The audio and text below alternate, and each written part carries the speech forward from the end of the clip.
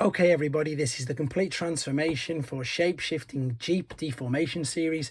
However, what you're going to see is the actual transformation process for the original, which is of course Rise of the Beasts Voyager class battletrap. The transformation process is exactly the same, and the other reason is I couldn't get this to fully transform. So I wanted to show you one that you could. So the transformation process you're going to see is of this.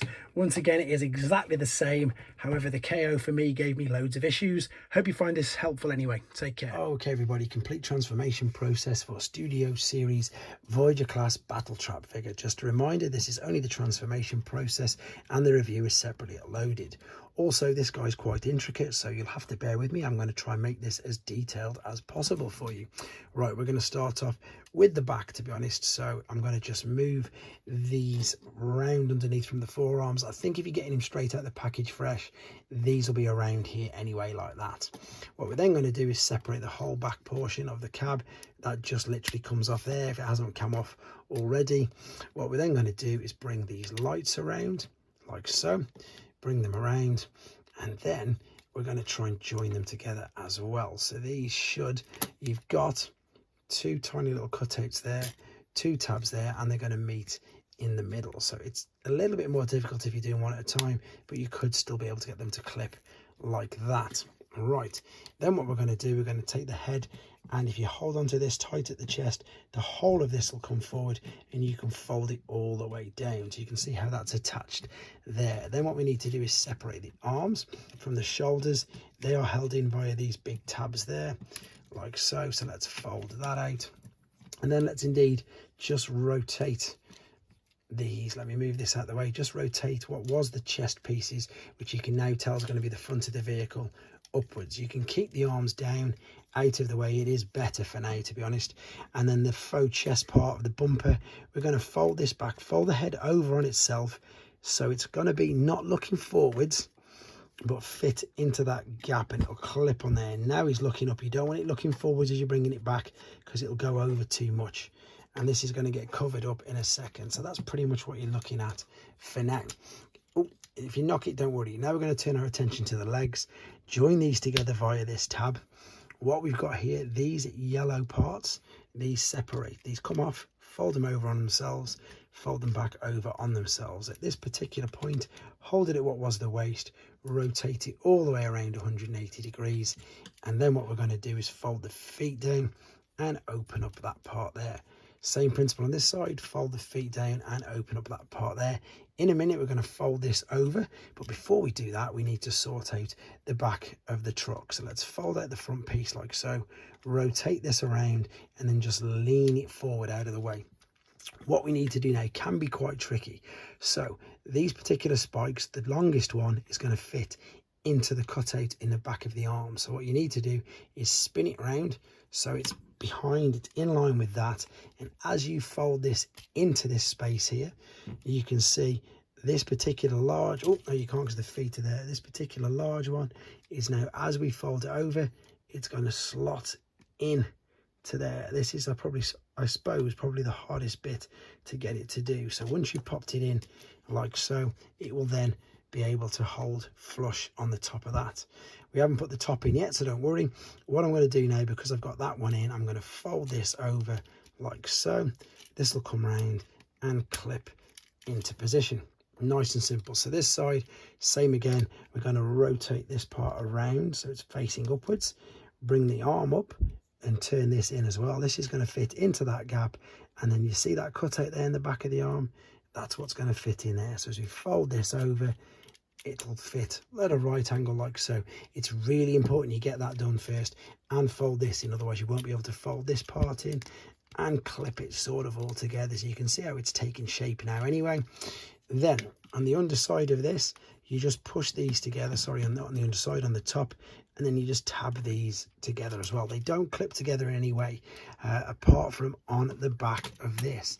These just hold together like so, but with mine, they do just come apart. So we're going to have to attach. Oh, what I was doing is I was pushing in these. We're going to have to push them right in, and the mace will hold it fully in.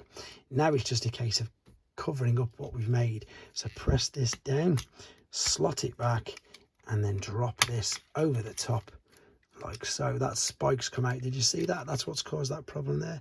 The spike has come out from being underneath. There you go. Hopefully you saw that drop over it, and then you can clip all of this over the top like so. Now for some reason with mine, I don't know if it's mine or if it's just a general problem, it's not too bad, but it doesn't go flush. I'm not sure if it's supposed to, but it's fixed like that.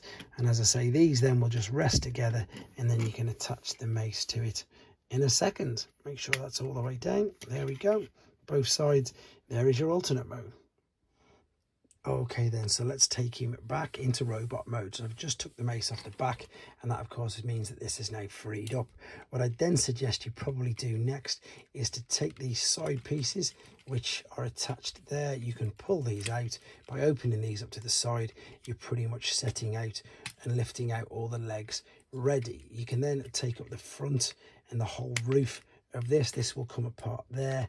And what I do is hold on to this and then slot this forward to bring it out of the way. Then what we'll do with the arms is exactly the same. We're going to bring these out like so. Once we've brought them out, you can see now it's just a case of sort of repositioning everything. So fold the legs right the way down, bring this part around, cover there, fold the feet down, and then while we're here, don't forget to take the yellow part from the underside, bring that round and click that in as well.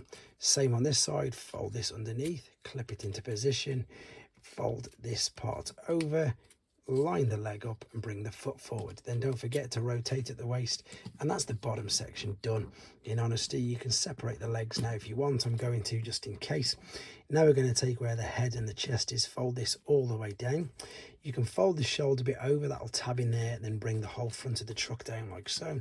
So what I did was I folded that in there, clipped that into position and brought this down. If it catches onto the back of the roof, let's get rid of it. Let's fold this underneath, rotate it around 180 degrees, and for now just sort of push it out of the way. Right, what you've got on the top of there is a little tab. There's a tab in the back of this.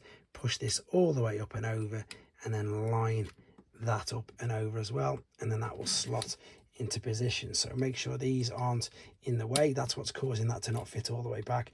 Now it'll fit through that gap and it'll rest and clip in place on the back of there. What we need to do now though is sort out these arms. So rotate these around, bring the spikes up like so, and as I said, I choose to just fold these all the way back. You can fold it on itself and tuck them behind, or indeed have it the full length folded out and it'll still stay tucked behind. See what I mean? So same for this, rotate this round, bring the spikes up, fold this down and rotate this as well. This one's slightly more difficult because it's a bit bigger. Rotate that up there. Right, let's turn our attention to the back of this. Separate the light bar, rotate this in, same here, and then what you're going to do is you're going to lift this up, and then you've got two tabs there and two slots, and this is just going to rest in onto these slots. You can't see because that's in the way. Where's it gone? I can't see because I've not lined it up either. Once you can see the slot, it will just attach. I just knocked it out. I can't see where it is with this. Let's get it in the way. I'm making this look way harder than it is. It is just a very simple case, there we go, of lining this up and popping it in. That side's going in. Right, the reason why it's not going in is because this hasn't folded over on itself neatly. But there you go. This is going to come up. That's gone in. And there you go. There he is in his robot mode. Hope this helped you out. Take care.